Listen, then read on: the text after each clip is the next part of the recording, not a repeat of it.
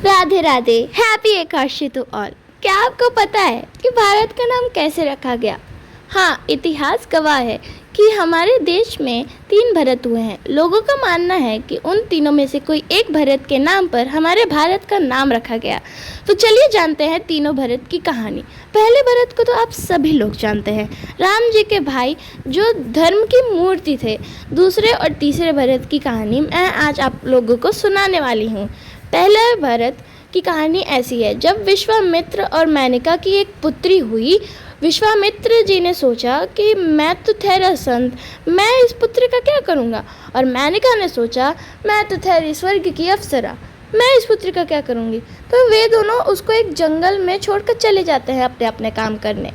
फिर वहाँ पे एक शकुंत नाम का पक्षी होता है, वो उसकी रक्षा, उनका झुंड उसकी पुत्री की रक्षा करने लगा। तो वहाँ से एक बार ऋषि कर्ण गुजरे और उन्होंने देखा शकुंत का झुंड एक पुत्री की, एक बेटी की रक्षा कर रहा है। तो फिर उन्होंने सोचा कि ये बेचारी यहाँ पे मर भी सकती है, तो वे उसको अपने आश्रम लेके चले गए। और क्योंकि शकुंत का झुंड उसकी रक्षा कर रहा था, तो उसका नाम शकुंतला पड़ा।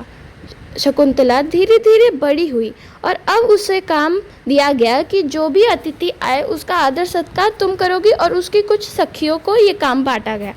एक बार एक राजकुमार वहाँ से आए और देखा कि शकुंतला बहुत सुंदर है। अब उन्होंने शंका उत्पन्न की कि क्या ये ब्राह्मण पुत्री तो नहीं। उन्होंने सोचा, फिर वे उसकी सखियों से पूछने गए तो पता चला जो कर्ण है वो उनके धर्म पिता हैं, उनके असली पिता विश्वामित्र हैं। अब कुछ लोग का प्रश्न ये होगा कि विश्वामित्र भी तो एक संत ही थे, पर नहीं, वे संत ज़रूर थे, तपस्या ज़रूर करते थे, पर वे भी एक क्षत्रिय थे। फिर आगे बढ़ के वो 2-4 दिन उसी आश्रम में ठहरे, तो फिर पता चला कि उन दोनों के बीच में प्रेम हो गया। अब वहाँ से जो ऋषि कर्ण थे वो तपस्या करने गए हुए थे। उन दोनों ने सोचा कि हम शादी कर लेते हैं, पर कन्यादान जो है वो पिता के द्वारा ही होना है। तो फिर कैसे कर रहे, तो उन राजकुमार ने एक उपाय बताया कि हम गांधर्व विवाह कर लेते हैं। हमारे इतिहास में बहुत सारे विवाह होते हैं। गांधर्व विवाह होता है कि शादी तो कर ली, पर जब तक वे राज्य में नहीं आएंगे, अपने पति को नहीं देखेंगे, राज्य में नहीं आएंगे, वो दूसरी जगह पे रहेंगे जब तक उनके पिता स्वीकार ना कर ले उनको। फिर उन्होंने, ऋषि कर्ण ने अपने दिव्य ज्योति से देखा कि क्या चल रहा है आश्रम में। उन्होंने देखा कि ये सब हो रहा है, प्रेम हो गया है, शादी करने वाले हैं वो लोग। तो शादी तो कर ली। फिर उन्होंने निशानी के रूप में एक राज सिंहासन की एक अंगूठी उनको दे दी कि आप बहुत दिनों के बाद आएंगे, शायद मेरी याददाश्त से निकल जाए, आप मुझे ये अंगूठी दिखा दीजिएगा, मैं आपको तुरंत पहचान लूँगा।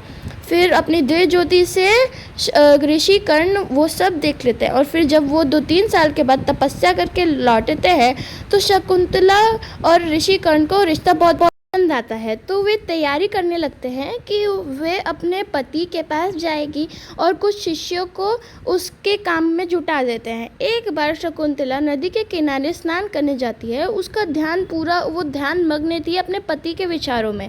फिर एक ऋषि जो बहुत गुस्सैल स्वभाव के थे वहाँ से गुजरते हैं, पर शकुंतला उनका स्वागत करना भूल जाती है क्योंकि वह उसके पति के ख्यालों में खोई हुई थी।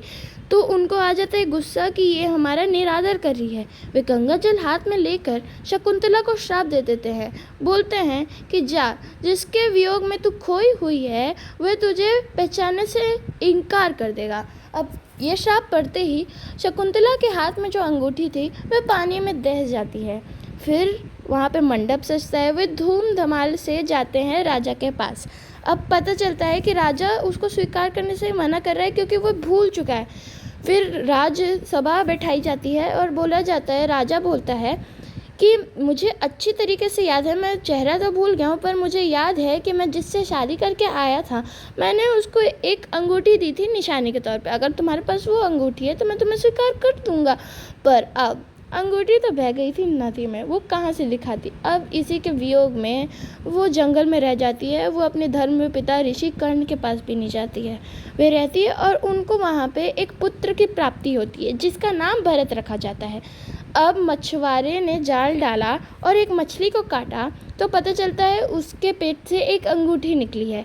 अंगूठी जब राजा को दिखाई जाती है तब उसको याद आता है कि मैंने तो ये अंगूठी शकुंतला को दी थी। वह उसकी खोज में जुट जाता है, तो फिर वो बहुत सारी जगह खोजता है और लास्ट में वो शकुंतला जहाँ पे ठहरी हुई थी उस जंगल में जाता है और क्या दिखता है, एक छोटा सा बच्चा सिंह के साथ खेल रहा है और उसके दांत गिन रहा है। उसको बड़ा आश्चर्य होता है, ये तो एक क्षत्रिय का पुत्र ही कर सकता है। उसको ये बात लगी। फिर वह उसके पास जाता है और बोलता है, बेटा तुम्हारा नाम क्या है? वह बोलता है कि भरत है मेरा नाम। फिर तुम्हारे पिता का नाम क्या है? उसको बोलता है नहीं पता। ये कहानी वैसे रिलेट हो जाती है कि जैसे सीता माता ने लव कुश को अपने पिता का नाम नहीं बताया था। फिर वो पूछते हैं कि पिता आपके कहाँ रहते हैं? फिर बोलते हैं नहीं पता। अब बोलते हैं कि माता का नाम क्या है? वो बोलता है शकुंतला। अब उनको याद आ जाता है कि यही मेरा पुत्र है, तो बोलते हैं कि अपनी माता के पास ले चलो। फिर जाते हैं और फिर देखते हैं कि शकुंतला काम कर रही होती है। फिर राजा उसके पास जाके माफ़ी मांगने लगते हैं कि मुझे माफ़ कर दो, मैं तुम्हें पहचानने से इनकार कर दिया। फिर वो शकुंतला बोलती है कि कोई ना, आपने मेरे को पहचान तो लिया ना, अब आप मेरे पास तो आ गए ना। फिर ये एक भरत की कहानी यहीं पर संपन्न हो जाती है।